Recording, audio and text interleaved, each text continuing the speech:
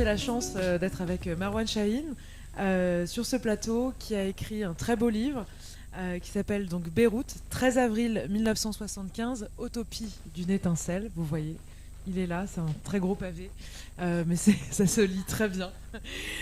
Donc ce livre est une enquête, un essai et un thriller, et c'est une plongée dans cette journée du 13 avril 1975. Je voulais saisir une étincelle, raconter l'histoire d'une guerre qui se déclenche. Au lieu de ça, j'ai raconté l'histoire d'une guerre qui était déjà là, au moins en germe, et celle d'une guerre qui ne s'est jamais finie, qui n'en finit pas de ne pas finir. Les victimes de l'autobus ne sont pas seulement ces 22 passagers assassinés en cette belle journée de printemps, ni même les 200 000 personnes tuées au cours des 15 années de feu. Ce sont aussi les millions de Libanaises et de Libanais qui, depuis ce 13 avril, sont condamnés avec leurs traumatismes, leurs peurs, leurs rancœurs, leurs illusions, leurs cadavres et leurs regrets. Jusqu'à quand ? À tout cela, j'aimerais que mon livre serve de miroir, pour qu'ils puissent y voir qu'ils ne sont pas seuls dans leur douleur, et que l'autre, celui qu'ils haïssent du plus profond de leur cœur, n'est in fine pas si différent d'eux. En attendant, lorsque je regarde le mien, de miroir, je vois que ma barbe a grisonné, et que de larges poches violettes, semblables à celles de ma grand-mère, se sont dessinées sous mes yeux. C'est long 9 ans. J'ai l'air plus vieux, plus libanais aussi. Quand je me suis installé à Beyrouth en janvier 2015, j'avais pas du tout prévu de travailler sur le Liban, de travailler sur la guerre civile. Je suis d'origine libanaise, mais je m'étais assez peu intéressé au pays. Et quand je suis venu ici, après avoir démissionné du journal Libération pour lequel je travaillais, c'était avec l'idée de m'essayer à la fiction. Sauf qu'après 1 mois, 2 mois, 3 mois à pas y arriver, je me suis dit, bon, bah, on va faire ce qu'on sait faire, on va écrire des articles. Et on était dans le contexte des 40 ans du début de la guerre civile libanaise. À Ain el-Méné, donc à l'endroit où la fusillade a eu lieu, il n'y a pas une seule plaque commémorative pour dire ici a commencé la guerre civile libanaise. Et avec mon éducation en française et tout, ça m'a un peu choqué. Je me suis dit mais c'est bizarre. En plus c'est juste à côté de chez ma tante qui est ici présente, donc je suis très ému. Donc du coup c'était un endroit que je connaissais. Je savais même pas que ça avait eu lieu là. Et là où j'ai été, et donc j'ai essayé de lire un peu ce qu'il y avait sur le sujet. En fait, toutes les versions que je pouvais lire, elles étaient contradictoires. Donc je me suis dit, il y a peut-être quelque chose à creuser. Et là où j'ai commencé à vraiment me dire qu'il fallait vraiment travailler sur cette histoire, c'est quand j'ai découvert que le bus, et ça beaucoup de gens le savent, mais moi je ne le savais pas, que le bus qui a été impliqué dans cette fusillade existait toujours. Et non seulement il existait toujours, mais en 2015, quand j'ai commencé cette histoire, il appartenait à un particulier, donc je ne sais pas, voilà, on peut le voir derrière, qui s'appelle Samir Hamdan, et qu'il le gardait dans le jardin de sa sœur avec l'idée de le revendre pour, à l'époque, il demandait $1 million. Et donc je me suis dit, oh là là, un pays où un objet de mémoire aussi important se retrouve dans un jardin d'un particulier qui en réclame une telle somme d'argent, c'est qu'il y a peut-être quelque chose qui ne va pas. Et à partir de là, je me suis dit que j'avais envie de me lancer dans ce projet, quoi, sans savoir que ça allait me prendre autant de temps, sinon je crois que je ne l'aurais pas fait. Et quelles ont été justement les difficultés de cette enquête qui a duré 9 ans ? Ouais, j'en ai eu beaucoup des difficultés tout au long de cette enquête. La première, ça a été de recouper les versions, puisque en fait, on a, là encore, comme plein de gens savent, il n'y a pas une centralisation des archives. Donc on doit travailler avec les quelques documents existants, arriver à les retrouver et s'appuyer sur autre chose qui est beaucoup plus fragile, qui sont les témoignages. Et donc les témoignages sont très contradictoires.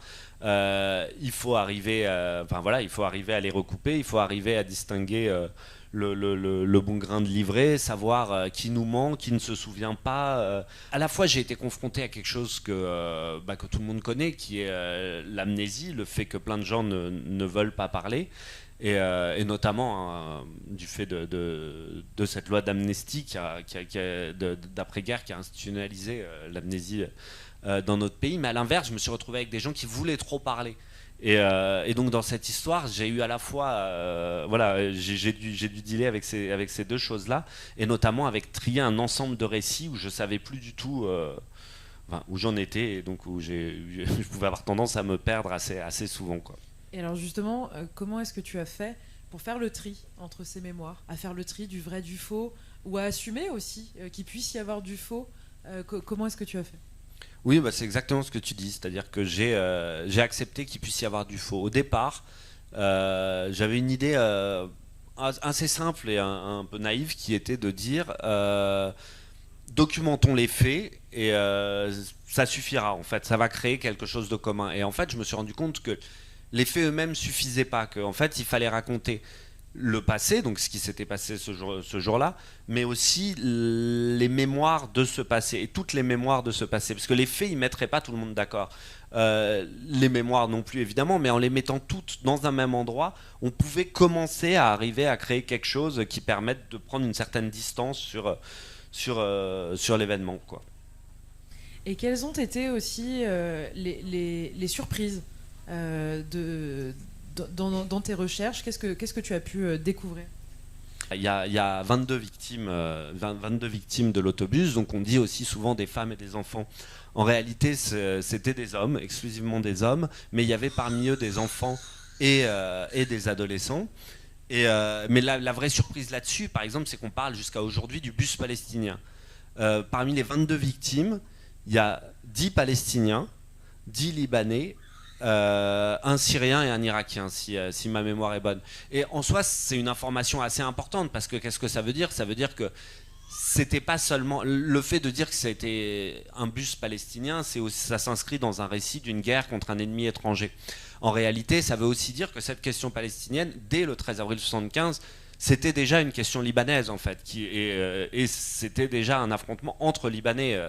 Mais par ailleurs, ce que j'ai découvert, et j'ai vraiment essayé d'enquêter un peu comme un procureur, à charge et à décharge, et pas pour justifier ce que, enfin voilà, mes intuitions, mes sympathies personnelles. Et par exemple, j'ai découvert là encore souvent on dit c'était des femmes et des enfants dans le récit palestinien de l'histoire, et on a même une représentation de la scène qui vient le plus souvent du film de Ziad Douairi, West Beyrouth, où on voit une femme qui s'effondre à la porte du bus, alors qu'il n'y avait pas de femme.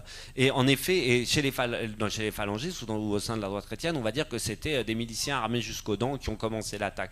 En réalité, c'était des gens qui revenaient d'un défilé militaire qui est organisé par voilà, là on voit une photo, et là les gens qu'on voit ce sont des gens qui étaient dans l'autobus en première là-bas tout devant, c'est le Cheikh Mohsen qui est à gauche, qui a été tué. À droite, c'est quelqu'un qui s'appelle Ahmed Kaoussan. Donc oui, il revenait d'un défilé militaire, d'un mouvement dissident de l'OLP qui s'appelait le Jabhat al-Rafat, donc le front du refus, et qui reprochait à l'OLP d'avoir entrouvert la voie à des négociations avec Israël. Qu'est-ce qu'on a fait de cet événement dans nos mémoires personnelles et collectives, et comment on a réinventé sans cesse l'événement pour souvent soit protéger sa famille et ce qu'ils ont pu faire ou ne pas faire, soit se justifier soi-même, ou soit même justifier son aveuglement parfois, quoi. Assez vite, en me lançant dans cette histoire, je me suis rendu compte qu'elle me renvoyait de façon indirecte ou directe à ma propre histoire.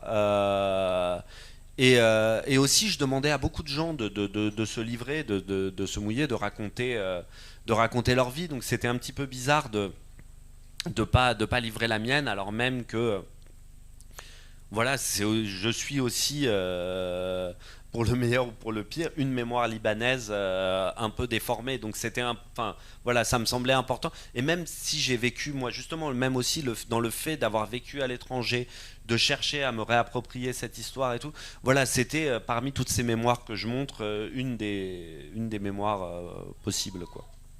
Parce que tout à l'heure tu me demandais ce que j'ai découvert. J'ai découvert déjà qu'il y avait beaucoup de survivants, parce que ça c'est une des conséquences de cette amnésie généralisée, c'est qu'on les a effacés.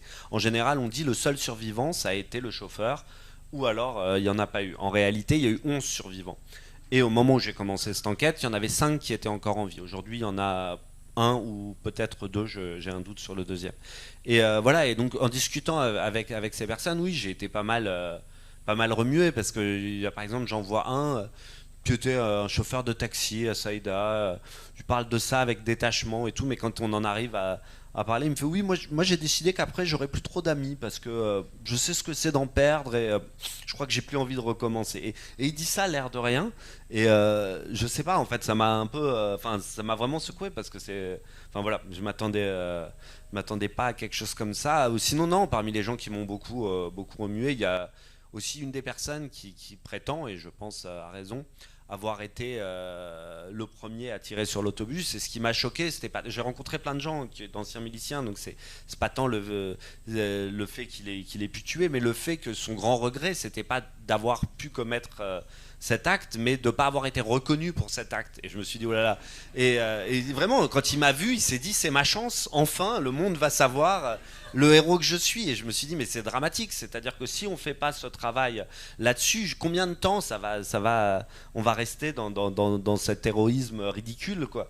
Si je voulais faire une réponse facile, je dirais, tout a changé, donc rien n'a changé. Non, il y a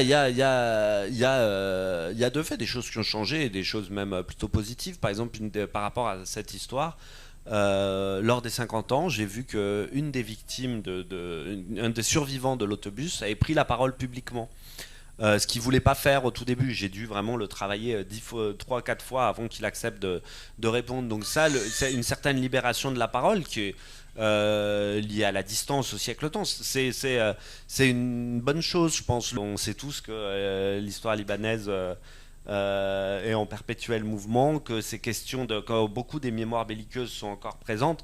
Et il suffit de voir les interprétations qu'on pouvait avoir ou qu'on peut encore avoir à propos de la guerre actuelle et la violence avec laquelle on interprète ça, pour comprendre que voilà, il y a un travail aussi à faire, pas seulement sur la mémoire, sur aussi de notre projet collectif en fait, parce que cette violence dans la mémoire et cette conflictualité dans la mémoire, elle traduit en réalité une conflictualité dans notre rapport au Liban en fait, et je crois que ça, il y a un gros travail à faire, et la mémoire y contribue, mais elle est pas toute seule.